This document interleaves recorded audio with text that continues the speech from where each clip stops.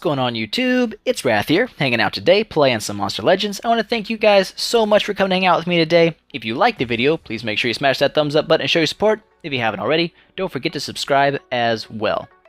Alright guys, today's video is going to be a little different than normal. It's not going to be a gameplay video as much as a tutorial. If you read the title, you know what it's going to be about. It's going to be about making gold at every stage in the game. Like if you're brand new to the game, what should you be doing to make gold? And if you've already been playing for a while, what should you be doing? And what should you be doing towards the end of the game to make the best gold possible?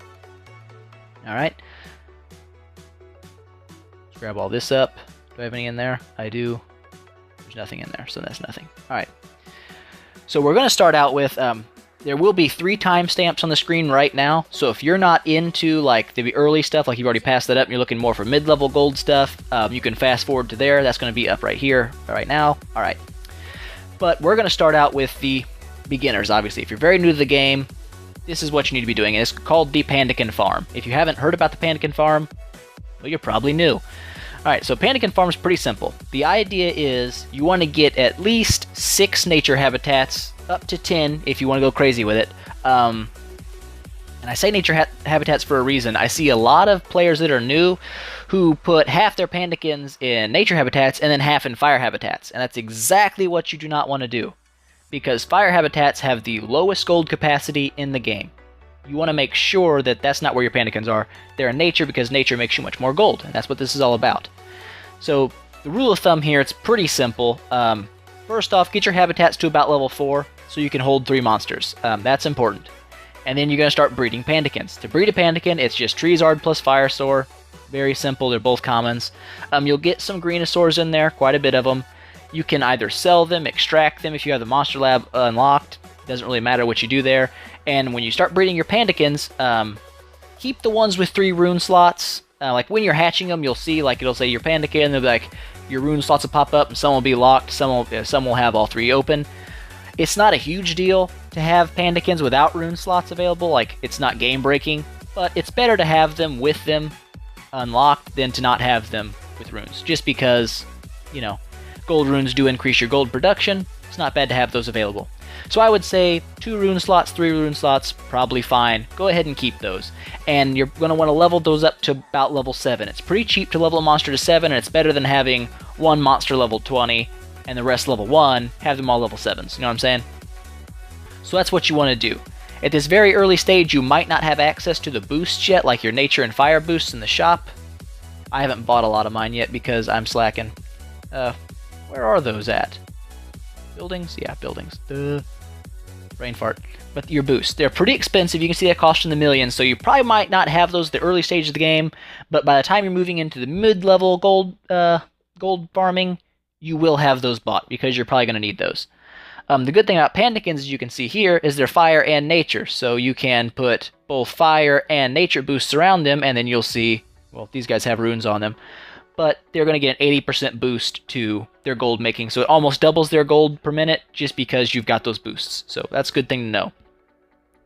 This is going to carry you through a very big chunk of the early game and into the mid game. Pandakin farming is very important. I still have mine, obviously. I'm starting to wheedle mine out now. I'm starting to get rid of them a little bit, but not quite all the way there yet.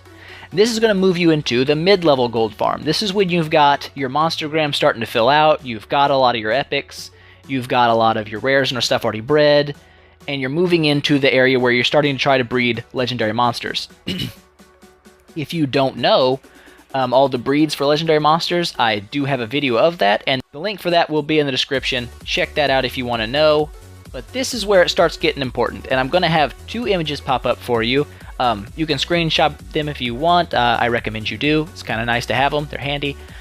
But the first one coming up is going to be the Big 4. This is your Big 4 habitats that you want to be using to make gold. The reason they're the Big 4 is they hold the most gold, obviously.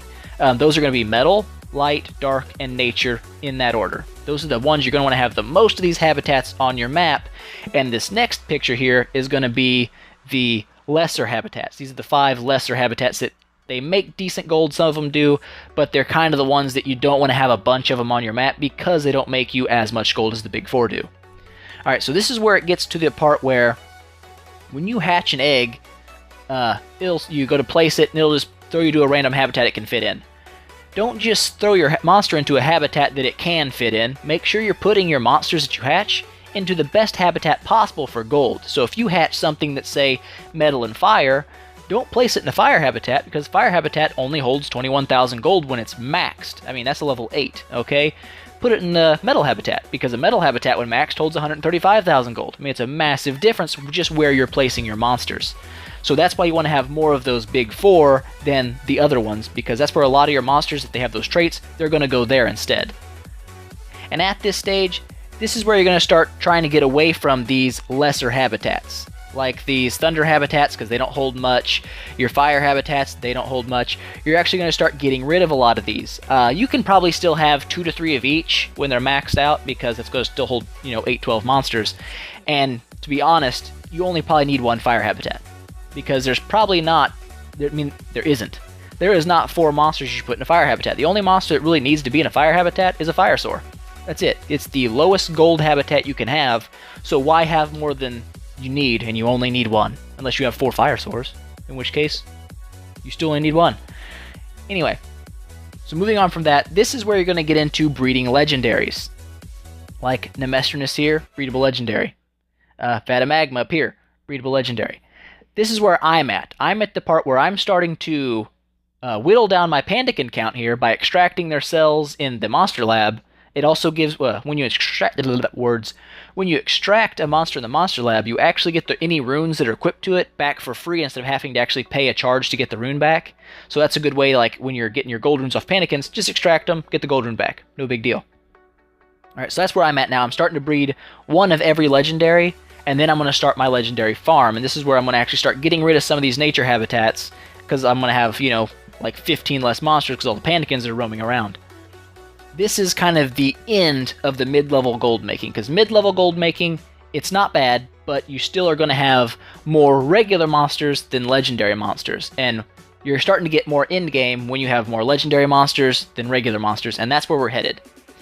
Alright, now this stage, this is the end-game gold making stage. This is what you're going to do to make gold from the time you can to the very end of the game. Alright, pretty much. At this point, you'll only have like 1 Pandakin, because you only need 1 Pandakin. You don't need more than 1. And they're all going to be replaced by your breedable legendary farm. Now, before the last update, there was actually only a couple breedable legendaries that you would actually make a farm for, because they had more gold per minute than other breedable legendaries.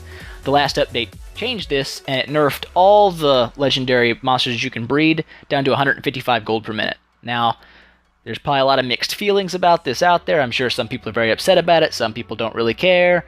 To me, I can see why, but it still does kind of suck. Whatever. What are you going to do? It's done. Alright, so now, it doesn't really matter which legendary you choose to breed. If you want to breed Dark Skulls, you can breed Dark Skulls, and that can be your farm. Fatamagma, he can be your farm. Nemestrinus, obviously whichever one you want to pick. At this point, you want to buy 4 level 1 legendary habitats. And you're going to surround those around whatever your boost is. So if you're going to breed Nemestrinus, say, you would put your 4 legendary habitats around your 4 nature boosts, because that's what's going to be boosting your Nemestrinus. So you start with 4 level 1 habitats, and you begin breeding your Nemestrinus. At this stage, probably both of your breeding trees are going to be used for the same thing. So you can be breeding 2 Nemestrinus at once, or trying to breed 2 at once. It doesn't really matter which way you want to do that.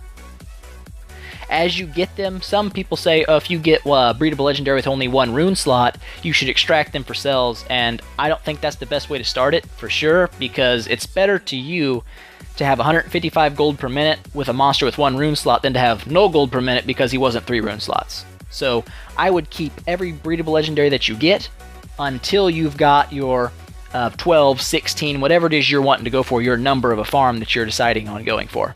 I would say probably 8 to 16.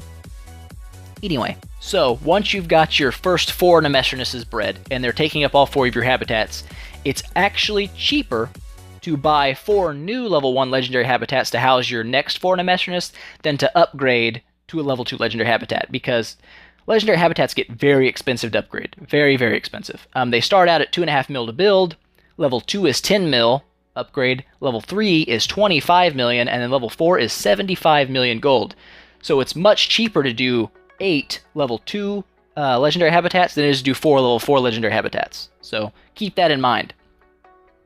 If space is a really big issue for you at this point in the game, you don't have a lot of space, you can take those 4 habitats to level 2. Obviously, not a big deal. It's just going to take you 40 million gold instead of, 10 million. Alright, so now once you've got your next 4 Nemestronus done, bred, they're all good, you've got 8 Nemestronus now making you gold, and they're going to make you a lot of gold. Now's the time where you've got to upgrade your habitats. So you can go ahead and upgrade the first 4 to level 2, and then upgrade the last 4 to level 2, and this will give you up to 16 legendary monsters in just in that farm. Now, this is going to take you a long time to do. Bear in mind, you're not going to wake up tomorrow with 16 legendary monsters. I mean, even when you're breeding, there's only a 10% chance of actually getting a legendary, and once you get the legendary, you've got a 2-day breed time, then a 2-day hatch time. So this is something, why I say in-game, is it takes you a long time to do. And once you get all 16, this is where it comes into the min-max kind of area where, yeah, you've got 16 legendaries, but do you have 16 legendaries with 3 rune slots that are filled with 3, gold runes? That's where you start getting into the min-max, very, very in-game stuff. So yeah, at this stage, you could go back through and say, okay, I got an Nemestronus here with 3 rune slots. I'm going to I'm going to extract my Nemestronus with 1 rune slot, and then, keep doing that till I have all 16 3-rune Nemestronuses. Obviously, this is what you can do. It's fine to do it that way, but keep in mind, as you're playing the game, you're still going to get a lot of legendaries from events as long as you're playing the game, and so those will be making you a lot of gold at the same time. But that is how you get in-game gold. Talking about, you see the guys in the Gold Fever event with like pulling 100 million gold out in the first 5 minutes of the thing. That's how you get it done. Alright guys, so there it is. That is all of the gold making stages that you're going to go through. Pandakin farm, to wheedling out your Pandakin farm, to full-on legendary farm, okay? If you have any questions, if I left anything out, please leave that in the comments, and I will do my best to get back to you, update the video if I have to. If you like the video, please make sure you smash that thumbs up button and show your support, and I will see you guys next time.